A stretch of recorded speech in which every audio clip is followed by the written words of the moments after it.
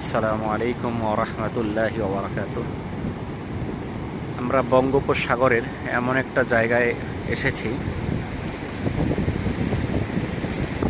এক পাশে সাগর, এক পাশে পাহাড়, বিশাল বিশাল পাহাড়,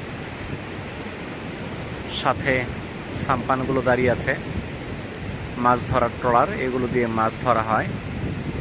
এরা সমুদ্রে যায় মাছ ধরার জন্য এই ট্রলারগুলো দিয়ে।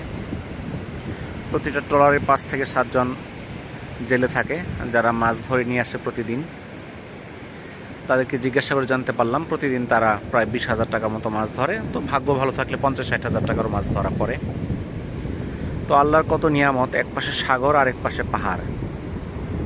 এই সাগরের যত বাধা বিপত্তি, প্রতিবন্ধকতা, ঘূর্ণিঝড়, জলোচ্ছ্বাস, সব কিছুর নিরাপত্তার দায়িত্বে দাঁড়িয়ে আছে এই পাহাড়। বিশাল ঘূর্ণিঝড়, জলোচ্ছ্বাস, সব কিছুর নিরাপত্তার দায়িত্বে এই পাহাড়কে আল্লাহ তাআলা নিয়োজিত করেছেন। এই বিশাল পাহাড় আর এই সাগর,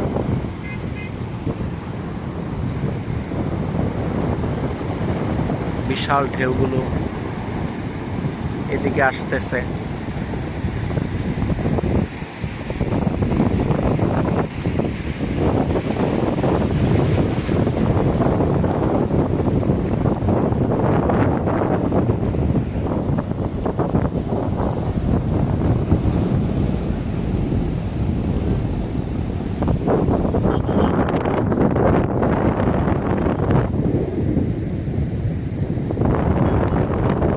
আকাশ আর সাগর একসাথে মিশে গেছে যেখানে,